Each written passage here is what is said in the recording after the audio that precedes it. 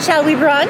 Brunch is Bear here today. We're hanging out at Disney Springs because I'm feeling puckerish. We are at Wolfgang Puck. Yes, Wolfgang Puck, because we're here to investigate their brunch. This is your number one choice in foodie infotainment. We investigate these things so you don't have to. So remember, she's vegan. I'm not. I'm not going to turn into a werewolf. It's time to foodie and chill.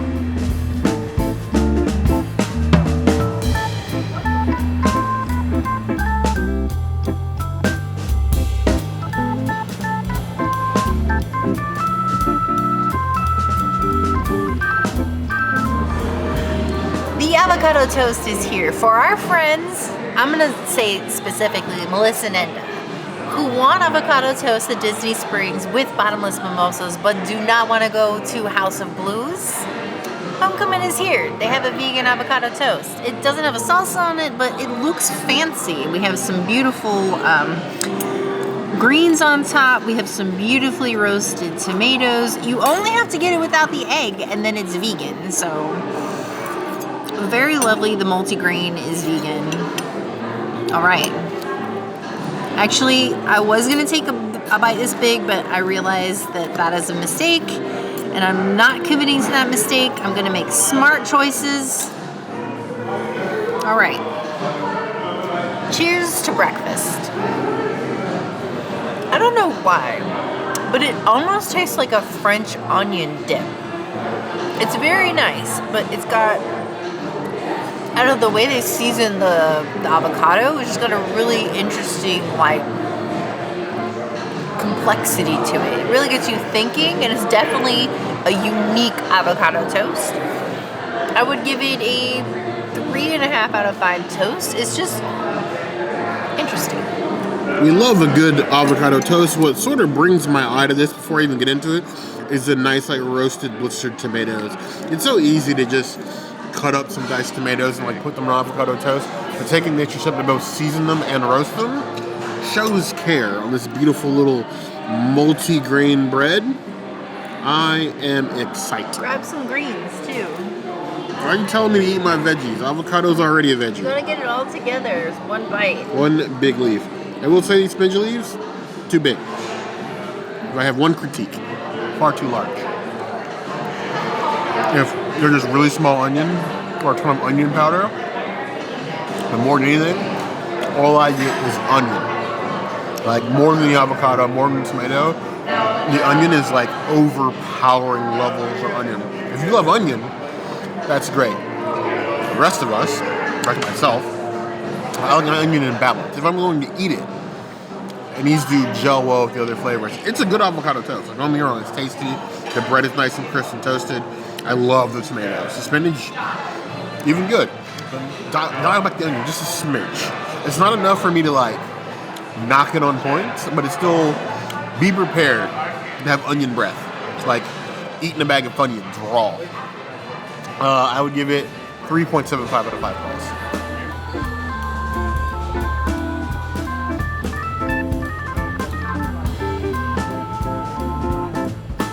Vegetarians rejoice. I have never once forgotten about you. I know that we cover vegan, gluten-free, pescatarian, but we do all special diets here because everybody deserves to drink good things and eat good food. So, they do have an American breakfast platter here.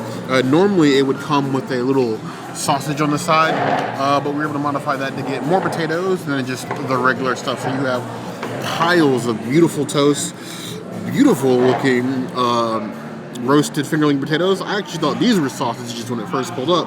And then you have a little half of an omelet here, and you have some, like, little peppers in here too. So, like, you have the literal full breakfast experience. And you know what? I'm gonna do American breakfast as it should be, sloppy. So I'm gonna take a little bit of the fingerling potato. They cut well with the fork. I'm gonna get some of these peppers in here because I like it spicy. Maybe? No? It's fluffy, clearly. I'm gonna put that right on the corner of said toast. And we're gonna chow down. I was gonna, you know what? I was ready for this to be a basic breakfast. I really was. Brunch across Disney Springs. Most people they nosedive and they go right to Homecoming, because Homecoming is the trendy brunch spot here at Disney Springs. While good, trendy is not always a good thing. You miss out on things like this. The sort of like cream that they have in the omelet with this nice, very herbed flavor on top of a buttered toast. It's also seasoned. It's not just toast. Toast seasoned. You have the herbs in the toast with the fingerling potatoes, also seasoned well. Sings in the mouth. It's like a harmony. It's like Sunday church service when your mama made you dress up and go. You wore your nice outfit. I wore the bow tie. Don't judge me. Oh. And you sat in the back, but you still had to sing. That's what this is. Okay. That, even with the sausage removed, is a 4.25 out of 5 clouds. You're looking for a breakfast vegetarian bounty. Apparently, Wolfgang Puck will take care of you, and we've been sleeping on this one for far too long.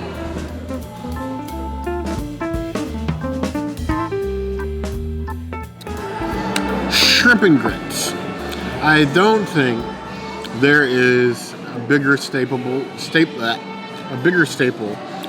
brunch than shrimp and grits, other than the Mimosas, obviously. And a place can live and die by the shrimp and grits. I have the problem of being, I don't want to call myself a Southern boy because I really don't consider Florida to be part of the South. The South stops at the Georgia line, and Florida is like the Australia of the United States. But you're a Georgia boy, kind of. But I have spent a lot of time in Georgia, correct? I'm a ex-military brat, so I've spent time everywhere. Even though I was born and raised in Florida, I've spent a lot of time other places, which is a problem. So I enjoy Southern food, but I know how good the ingredients of Southern food can be other places. So when you give me shrimp and grits, I've lived on islands for most of my life, so my shrimp had better be on point.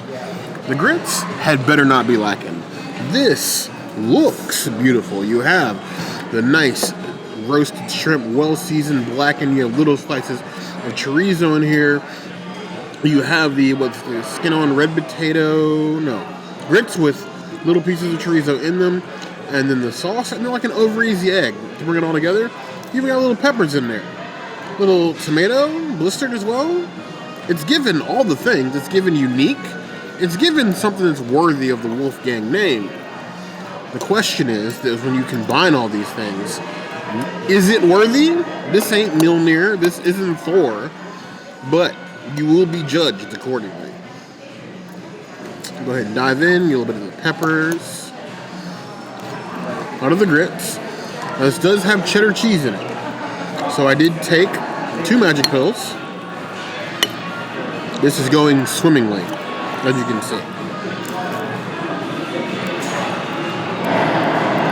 Maybe. We'll get the egg later. We'll come back to the egg. How about that?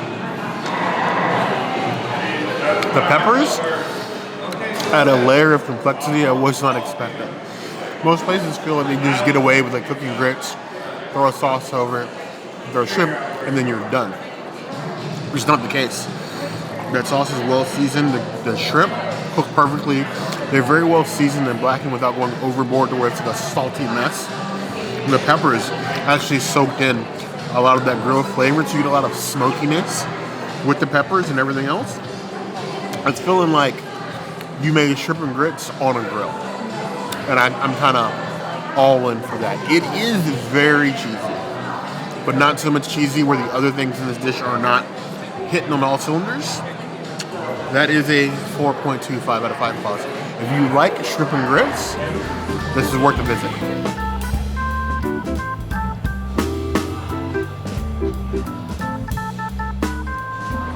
Bottomless mimosas, but make it a wine glass. Why not? That just tastes like your standard mimosa. There's a little bit more orange juice than there is sparkling wine. This one actually does have a 2-hour limit, so drink as much as you can in that 2 hours. I would give it a 2.5 out of 5 mimosas. I wouldn't come running here for this. There's no bigger staple to a brunch, at least here in the great, well, not so great Americas, than the mimosa. I feel like brunch is built around the mimosa. The mimosa is the foundation, and everything else is just to make sure that you don't fall over from all the mimosas you drink, especially when the bottom falls out of them. So we have this nice mimosa in the wine glass. There is a lot of floating ish in here, so if you don't like pulp, in your mimosa, you might be in for, well, the horrors of the deep. But it's fresh squeezed. Fresh squeezed or not, I want fruit in my drink, even if it's a fruit drink.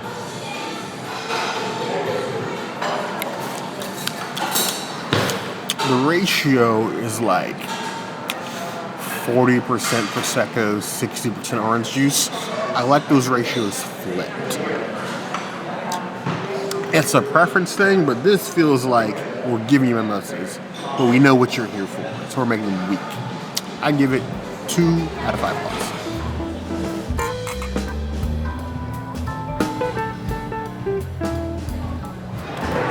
I'll admit, I went into Wolfgang Pub with very little hope. This is going to be an actual good brunch, but I was surprised. I thought I was going to need a second breakfast after this brunch. Hobbit style. I didn't think I was going to be full, but I am pleasantly surprised. It's just proving the point that there's far more places to go at Disney Springs for brunch than just Homecoming. I know Homecoming is what the internet will tell you is the best place to go, but there are lots of good places to do brunch here. And they don't have bottomless mimosas at Homecoming. Yes, they don't. We ended up with, what, 5 each, I want to say. So I think it was like for a good price. $3 a drink, something we like made that. good use of the value as far as the bottomless mimosas. Yeah. The ratio was off, but we had enough to make up for that. But I want to know what you guys think. I know everybody says run to Homecoming, but have you looked at any other brunch places at Disney Springs? Tell us in the comments. Have you looked at Wolfgang Puck? Yes, comments. We'll always be the place to let us know. Now, of course, if there's anything else you'd like to see us do, that will always be the place to find us. Hit that notification bell if you want to see other videos like this, and we have new videos 5 days a week, Monday, Tuesday, Wednesday, Thursday, Saturday. We'll see you soon. Be sure to subscribe and like this video. And if you don't comment, Bear's gonna eat himself out of the spring. I can swim. But you're the girl.